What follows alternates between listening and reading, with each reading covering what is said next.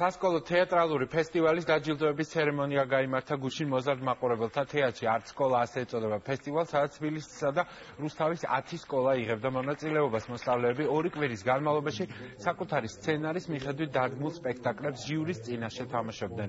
საუკეთესო თეატრალური დადგმის ავტორი 119 სკოლა გახლავთ. წარმოდგენისთვის გამარჯობა აფხაზეთო ჩემო.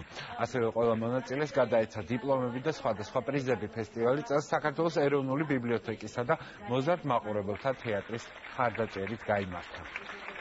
დიდი მადლობა მინდა გადაუხადო იმ სკოლებს, რომლებიც ჩართულები იყვნენ ჩვენ სასკოლო თეატრალურ ფესტივალში და რამდენად მნიშვნელოვანია ეს მათი სულიერი საზრდოა და მათი განვითარებისთვის უკვე შედეგებმაც გვანახა. მიმართული არის ბავშვების კლასგარეშე აქტივობებისკენ, იმიტომ რომ მოსწავლე მხოლოდ სკოლაში არ ყალიბდება, ყალიბდება გარეთ განათლებულ ადამიანად.